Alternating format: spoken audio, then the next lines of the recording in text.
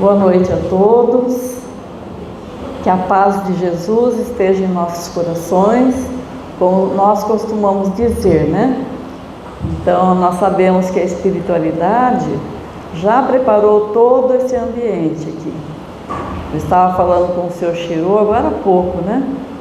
Ele falou que às vezes bate assim uma vontade de não vir. Ele falou que fez pé firme e veio, porque vem buscar as energias da espiritualidade que já trabalha aqui, né?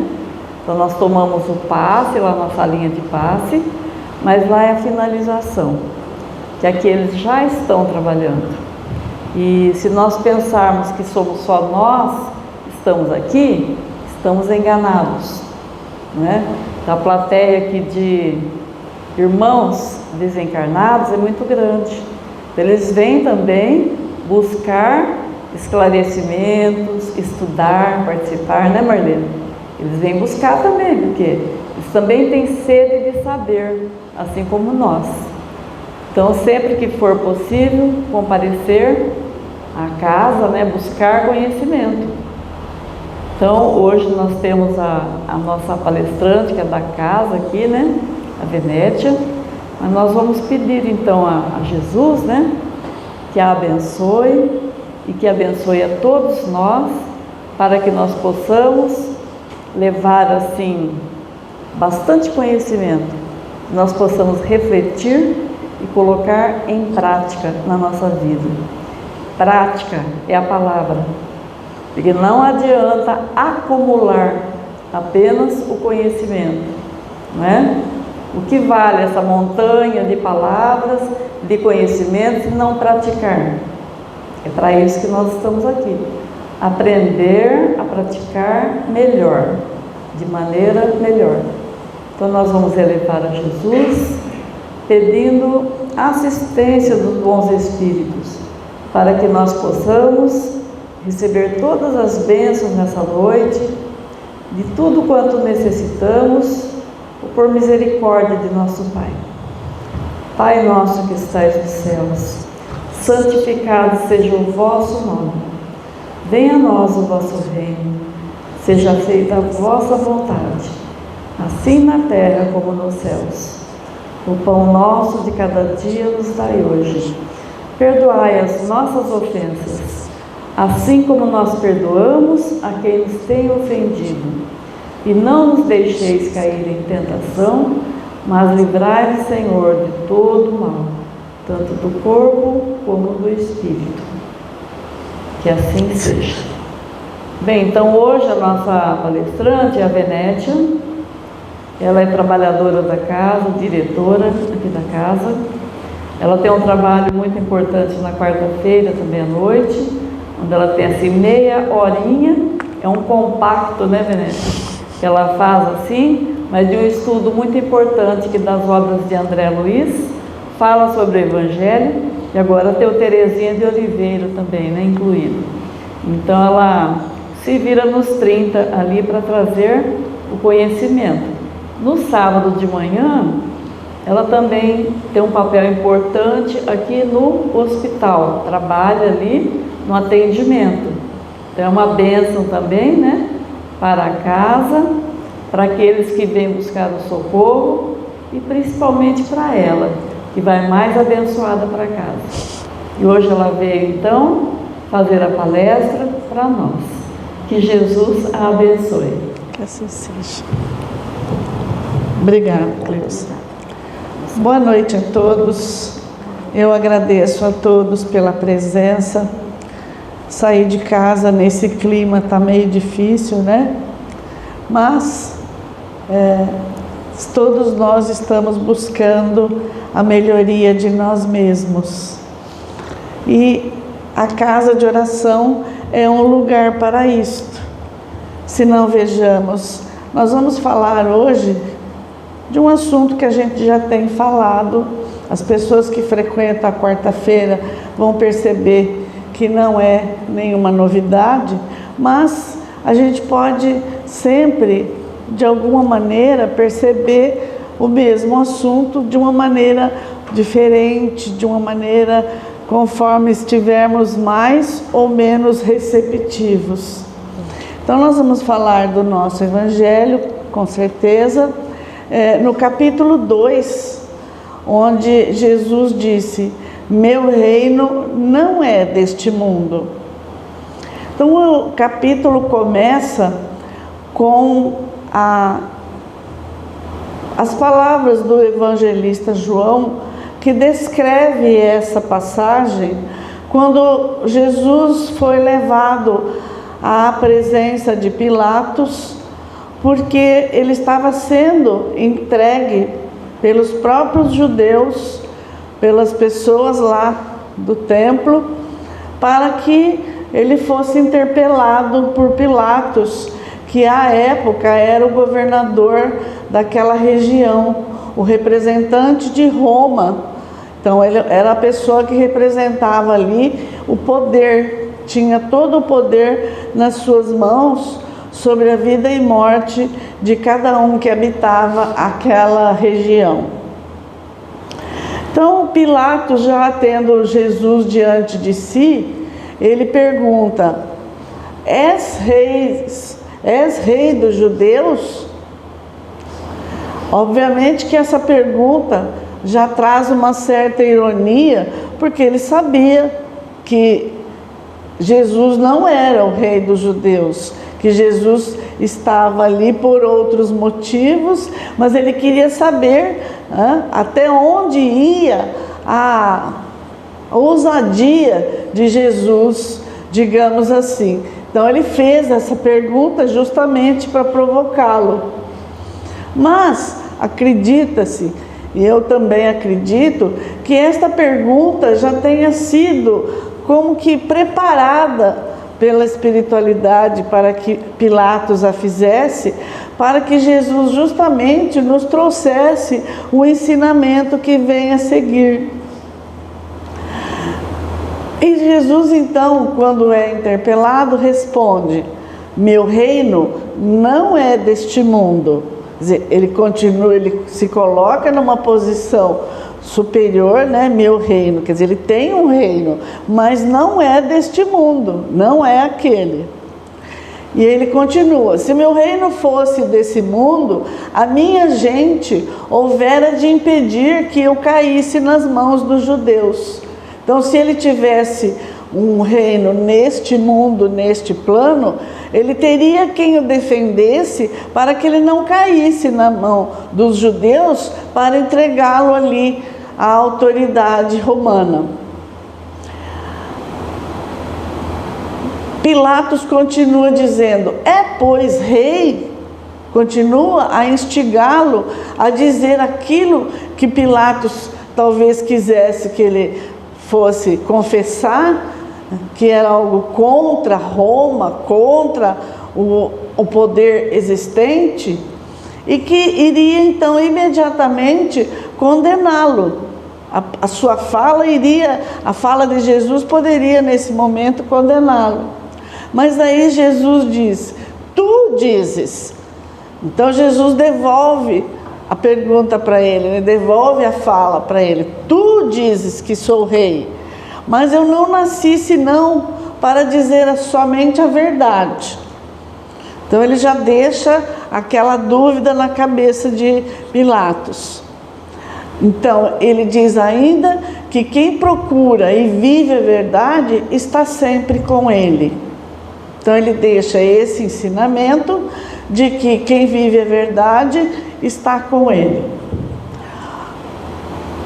1800 anos depois deste episódio, que é narrado por João, Kardec vai buscar nesse ensinamento a descrição do que é a vida futura, do que é afinal, onde é afinal, como é e onde fica o reino de Deus, o reino de Jesus. Se não era aquele que ele disse para Pilatos que não era desse mundo, de que mundo que é então? Aonde fica?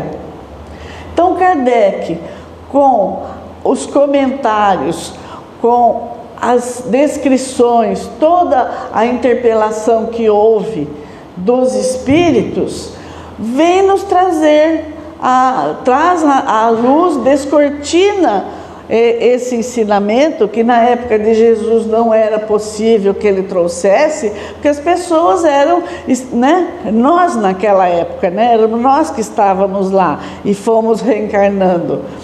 Nós éramos muito mais ignorantes do que somos hoje. Não éramos capazes de perceber, de entender como é a tal da vida futura, como Kardec vai descrevê-la agora.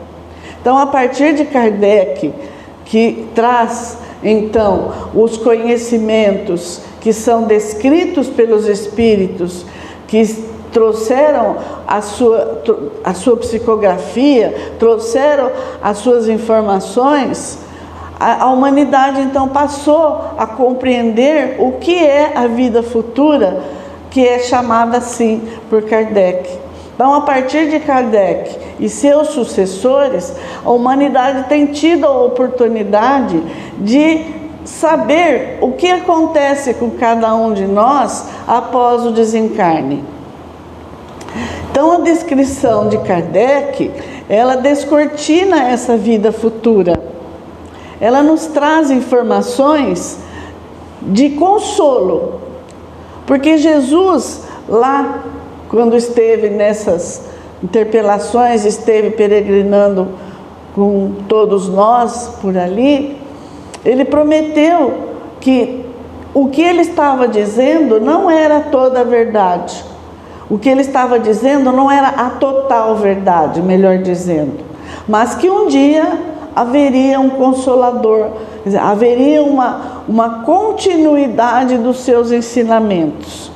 E Jesus cumpriu esta máxima, cumpriu esta promessa através do nosso Consolador, que é a nossa doutrina, que começou a ser estudada, que começou a ser escrita por Kardec em meados de 1850, a partir do Livro dos Espíritos. Então, a humanidade tem a oportunidade de saber o que acontece com cada um de nós. Então, refere-se, quando se diz, meu reino não é deste mundo, refere-se totalmente, então, à vida futura, à vida espiritual, que parte de nós é esta vida corpórea e parte de nós é a vida espiritual. Então, que o espírito vivifica o corpo e que acontece em seguida. Kardec, então, a partir do Livro dos Espíritos, vem nos trazer esses esclarecimentos quanto à continuidade da vida, ou melhor, a eternidade da vida, já anunciada lá por Jesus, através do evangelista João, mas agora numa linguagem muito mais simples, numa maneira muito mais clara de compreendermos. Começou esse ensinamento com Kardec e continuou com seus sucessores. Os seus sucessores e Kardec, que apresentam para a humanidade uma leveza para os nossos problemas, uma leveza para as nossas angústias, uma certeza de que as nossas frustrações, as nossas dores passarão. E que se hoje nós nos angustiamos, é porque nós tivemos algum problema e estamos continuando com ele. Mas que a vida futura nos trará melhores maneiras de viver. A sucessão das vidas é a continuidade dela. A eternidade proporciona menos dores, menos angústia, menos revolta, principalmente para quem pode e deve e quer seguir o Evangelho. A melhoria moral, quando pensamos na vida futura, faz todo sentido. Se nós queremos e devemos melhorar moralmente, é porque sabemos que a nossa vida continuará com o perecer deste corpo. Porque senão não faria sentido. Quando termina a vida, perece o corpo, tudo termina, tudo se resolve assim. E as pendências que ficaram? As dores não resolvidas, as angústias que nós sofremos, as angústias que nós causamos no outro. Quer dizer que fecha o túmulo e acabou tudo. Kardec vem mostrar que não é assim. Esse aprendizado da máxima do Cristo, meu reino não é deste mundo, nos coloca diante da justiça de Deus. Porque senão, se acaba tudo ao fechar do túmulo, ao apagar das luzes, onde está a justiça de Deus? Quer dizer, então, que aí aquele que nasceu rico, nasceu bem, que tem uma vida ótima, é porque ele é privilegiado por Deus? Absolutamente. Deus não privilegia ninguém. Para Deus, nós somos todos criados absolutamente iguais. A vida futura e a vida espiritual, porque explica a justiça de Deus, explica o porquê então das anomalias. Porque como então explicar uma criança que aos 3 anos aparece com um câncer de cérebro, por exemplo? Uma criança que contrai um vírus aí e morre aos 6 anos. Então, a vida futura vem justamente explicar tudo isso e justificar e mostrar para nós aonde está a justiça de Deus. Kardec recomenda ainda, através das suas obras, que tudo que nós pensarmos, que a nossa doutrina toda está sempre à luz da razão. Se nós não conseguirmos raciocinar sobre o que ele está nos dizendo para melhor compreendermos, então nós não estamos preparados para aprendê-la. Porque é somente raciocinando sobre tudo isso, vocês não precisam acreditar no que eu estou dizendo. Cada um de nós pode abrir o Evangelho e constatar por si mesmo o que está escrito lá. Eu não estou acrescentando nada, eu só estou evidenciando alguns tópicos do que diz este capítulo. Isto é uma doutrina que privilegia a razão, o pensamento, a inteligência de cada um de nós. As diferenças individuais, então, são explicadas por reencarnações, por diferenças nos espíritos, por aprendizado de uns e aprendizado de outros. À época de Jesus, os judeus acreditavam em anjos, que eram seres privilegiados, criados por Deus, e que não tinham acesso, aonde os homens não tinham acesso a eles, apenas acreditavam sem saber exatamente como é que isso acontecia. Mais tarde, então, Kardec vem nos explicar que também nós todos poderemos um dia ser anjos. Qual é o caminho para isso? A reflexão nos leva a dizer que o caminho para isso é seguir os mandamentos de Jesus, principalmente aquele que resume todo o seu amor por nós, aonde diz amar a Deus sobre todas as coisas e ao próximo como a si mesmo. Nenhum de nós chegará a ser anjo se não vivermos no dia a dia, como disse a Cleusa, essas máximas de Jesus. Então, amar a Deus sobre todas as coisas e ao próximo como a si mesmo, é algo que a gente ouve sempre. Parece que é algo batido, parece que é algo assim que fica um tanto sem sentido se nós não refletirmos nisso todos os dias. Jesus então apresenta para nós a vida futura espiritual com os poucos detalhes que foram possíveis naquela época. A Kardec coube descortinar toda a verdade, ajudado pelas comunicações dos espíritos. Há um outro aspecto bastante importante que depois nós vamos estudar em Kardec e seus sucessores, que é a pessoa que não crê na continuidade da vida, que não crê na existência do espírito, na continuidade dele, na eternidade da vida, acaba carregando consigo um fardo extremamente pesado.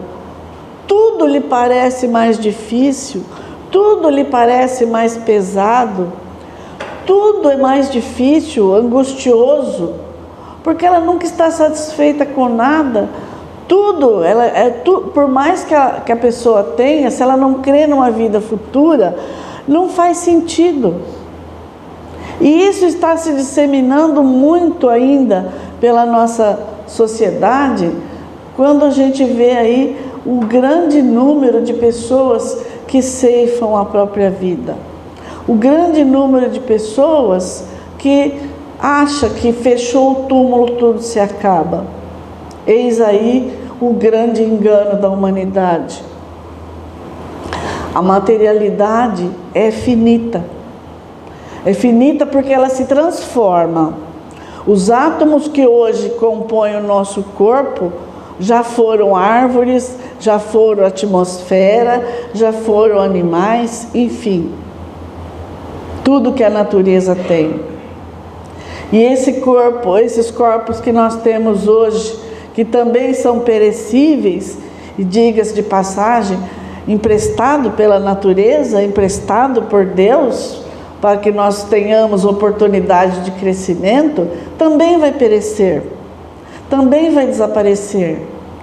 É perecível, tem prazo de validade. E um dia os átomos que hoje nos compõem também farão parte de uma plantinha, de uma florzinha. Eu espero fazer parte de uma rosa.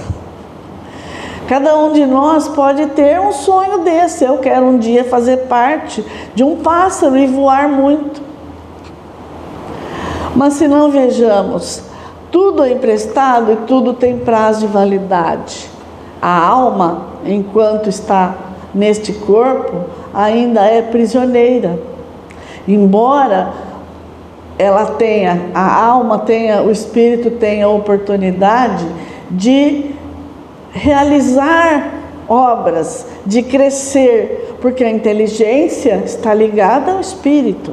Então, se nós aprendemos, se nós estudamos, se nós nos esforçamos, tudo isso ficará em nós. O corpo, o cérebro perecível voltará para a terra, mas o conhecimento que nós adquirimos continuará conosco. Na próxima encarnação nós viremos, teremos esquecido de tudo, graças a Deus, mas aquele conhecimento, quando acontece isso muitas vezes conosco, chegamos perto de um conhecimento e temos a certeza, e temos a sensação, aquele sentimento de que já nos apropriamos daquilo. Quando nós nos apropriamos de algo, fazemos aquilo florescer em nós, jamais desaparecerá, ficará para a eternidade.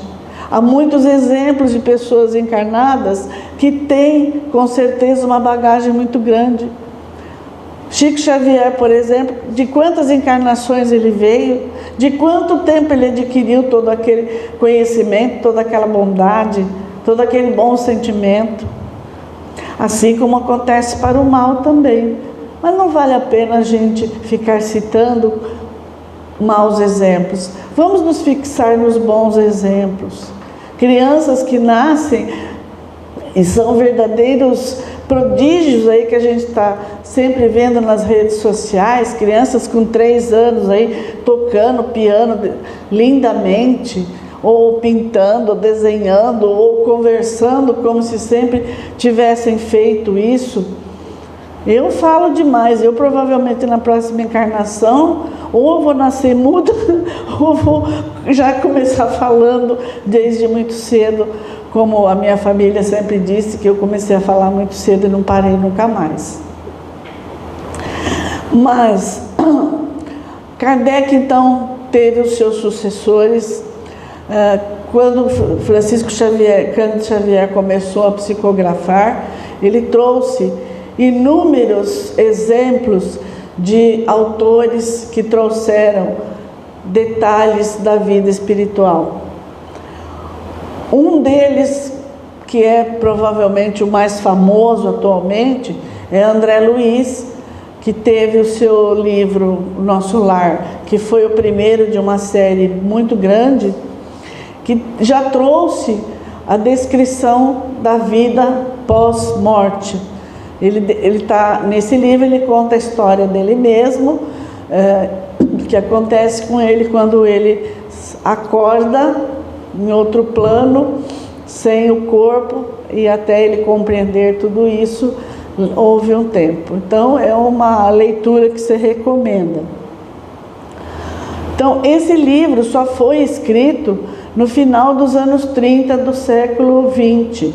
Então, ele já tem bastante tempo, né, quase 100 anos, mas continua extremamente atual, principalmente para as pessoas que ainda não creem na continuidade da vida. Neste livro, André Luiz traz uma frase que deve ser um norte para nós. Uma frase que não deve sair das nossas mentes todos os dias. A vida não cessa. Ele traz essa frase para que nós tenhamos a certeza da nossa continuidade.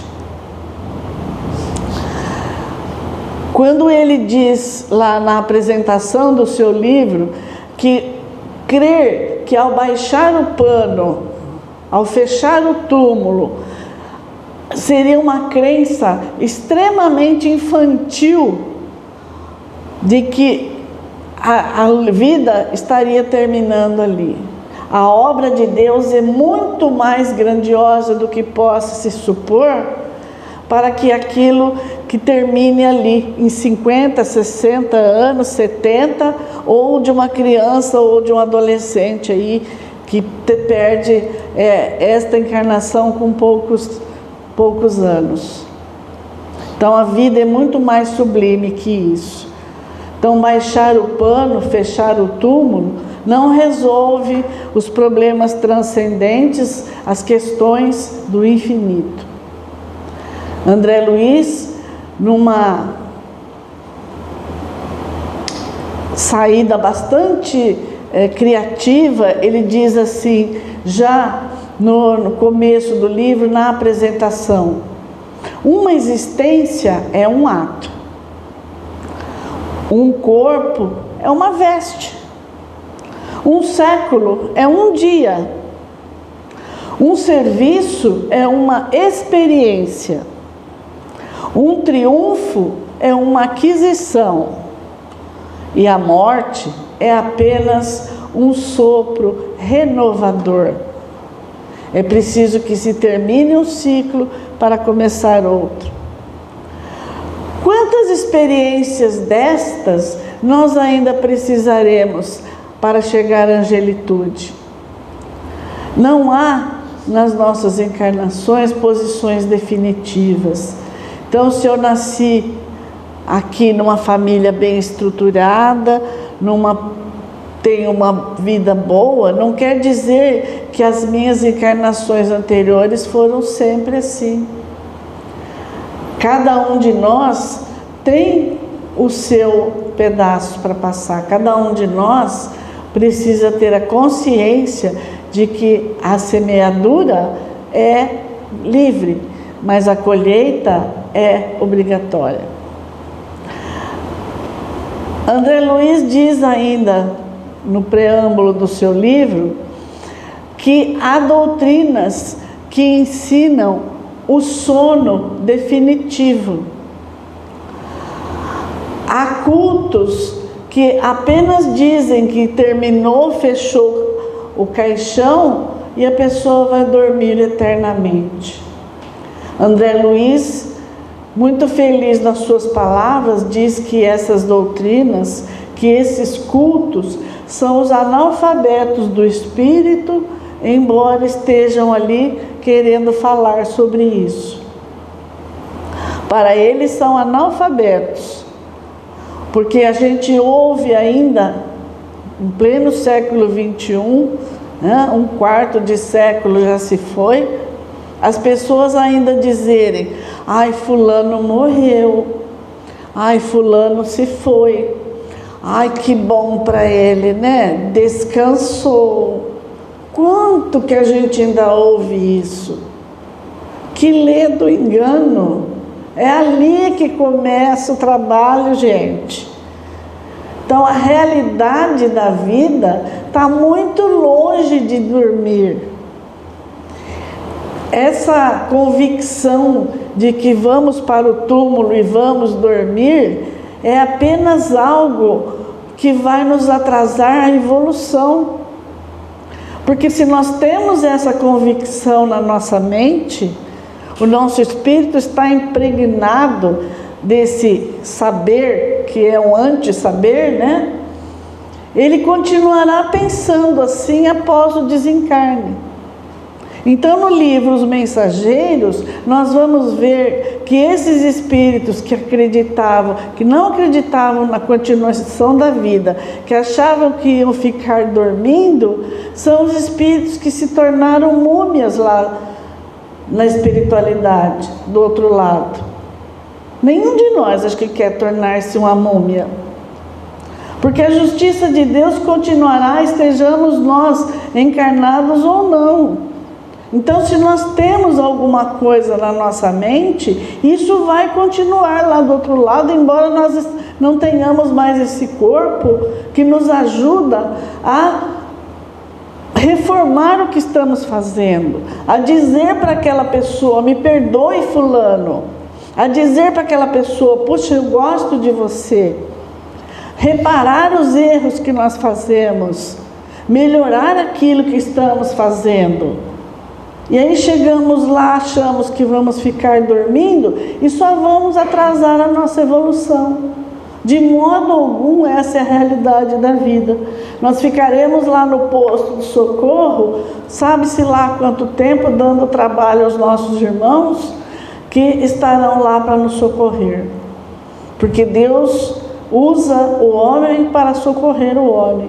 Deus, como não desampara ninguém, prepara cada um de nós para que possamos ajudar os nossos irmãos. Então, eis aí o nosso grande Consolador. Nós que então estamos conhecendo, que abraçamos essa doutrina, que conhecemos esse Consolador, podemos mostrar para as pessoas então, de que a vida não cessa, de que a evolução, o crescimento é algo que acontecerá, queiramos nós ou não. Nós podemos decidir se queremos adiantar essa evolução ou queremos atrasar em séculos e séculos e séculos. Cada um tome a sua decisão. Então, tentar preparar algum momento para isso, pedir perdão, fazer o que se tem vontade, fazer o bem sem olhar a quem, estender os braços para que depois, do outro lado, não haja aquele momento de arrependimento, porque você olha as coisas que você fez e principalmente aquelas que não fez e vai se perguntar: naquela ocasião X, por que eu não fiz um pouquinho mais? Por que eu não me esforcei um pouquinho mais? De lá teremos uma visão do que as pessoas realmente precisam. E aí eu vou pensar, puxa, aquele dia, aquela sexta-feira que estava aquele calor, que eu podia ficar na minha casa no ar-condicionado, se bem que aqui também tem, graças a Deus, né? Mas eu podia ficar lá tranquilamente, mas eu me esforcei, fui dar o melhor de mim. Naquele momento não foi uma maravilha? Não foi. Por quê? Porque eu sou humana, sou perecível, sou passível de muitos erros e estou aqui para aprender junto com vocês. Mas eu me esforcei. Assim como vocês, eu saí de casa para ouvir a palavra de Jesus, para ouvir algum ensinamento, para me confraternizar com os meus irmãos. Então não vamos deixar que esse momento aconteça quando estivermos do outro lado e que o corpo já não estiver mais conosco e nos ajudar a realizar essas tarefas, essas ações. Será que dei tudo de mim? Será que fiz o suficiente? Há em nós um crítico que sempre vai dizer que não. Mas nós também, acumulando esses conhecimentos, também podemos ajudar quem amamos ou quem porventura nem amamos tanto assim ainda. Mas levar esse conhecimento principalmente para as pessoas mais próximas, para quem estamos vendo que a angústia está tomando conta da vida daquela pessoa. A angústia está impedindo que ela veja de que há algo mais e de que a vida continuará, queira ela ou não. Esse conhecimento precisa ser disseminado, precisa ser levado para toda a humanidade. Ultimamente, muita coisa tem acontecido. A mídia tem colocado muitas vezes sobre isso, há filmes, há muitas palestras, mas ainda é pouco, muito pouco.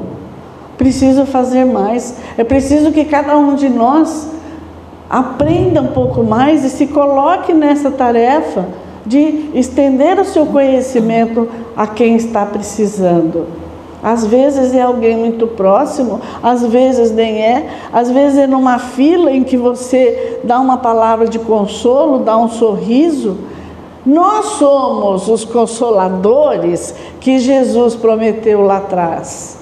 Vamos cumprir a nossa tarefa, como ele cumpriu a dele, colocando Kardec para estudar as comunicações dos espíritos. Vamos fazer agora, no século XXI, a nossa parte. Certa vez, Chico Xavier teve uma comunicação que alguém lhe disse. Conta-se que foi Maria, mãe de Jesus, que deu esse ensinamento para ele, dizendo que tudo passa. Então, meus amigos, tudo passa. Tudo pode ser reconstruído. Eu tenho certeza de que o dia, quando eu não estiver mais com esse corpo de carne, encontrarei os meus entes queridos, assim como todos nós. E ter essa certeza é um alívio, é uma bênção, é uma leveza na vida. Vamos levar isso para todas as pessoas? Os problemas podem parecer monstruosos hoje. Eu estou com uma dor, eu estou com um problema financeiro, eu estou com um filho, um neto que está se desviando. Nossa, esse problema parece hoje ser monstruoso. Mas vamos parar e pensar nesse problema ou nessa solução diante da eternidade. Se a solução não vem hoje, um dia ela virá. O problema é que hoje pode parecer um monstro, daqui a um mês, um ano, 10 anos, será que ele vai ter a mesma dimensão? Aquele pequeno aborrecimento de hoje, aquele trânsito terrível, eu levei quase 1 hora para chegar aqui. Isso já ficou, já passou, vale a pena ficar diante da eternidade? Vale a pena ficar remoendo isso? por nada. Há coisas muito mais importantes para nós pensarmos e sentirmos. Então, meus amigos, tudo passa. Então, vamos colocar os problemas dessa maneira. Se hoje eles estão muito grandes, com certeza eles diminuirão à medida que nós pararmos de olhar para ele como um grande dragão, um grande dinossauro. Daqui a uns dias vai ser só uma lagartixinha. Daqui a uns dias a lagartixinha vai estar ali só comendo mosquitinho e não vai engolir a gente. Ela vai seguir seu curso. Os problemas seguirão seu curso de acordo com a nossa fé, com a nossa esperança e buscando sempre o consolo em Jesus. O consolo de que tudo passa. E por pior que seja o nosso dia de hoje, o calor, um aborrecimento, o desencarne de uma pessoa querida que vai deixar aquela saudade, seja o que for que aconteça hoje, são só 24 horas. Amanhã o sol nasce, ou não, ou chove, mas serão mais 24 horas para nós fazermos tudo da melhor maneira possível. Mais feliz, mais tranquilo, mais leve. Então, hoje a dificuldade é grande, mas amanhã o sol nasce. Mais 24 horas que Deus nos dá para estendermos as nossas mãos e sermos cada vez mais felizes e filhos de Deus. Deixarmos que o Criador esteja aqui agindo junto conosco, porque nós estamos agindo junto com Ele. Obrigado, pessoal. Desculpe alguma coisa, a minha emoção. Que Jesus nos ilumine e uma boa noite a todos. Que Jesus nos abençoe, que possamos todos voltar para casa em paz, com essas palavras de leveza e consolo. Que assim seja.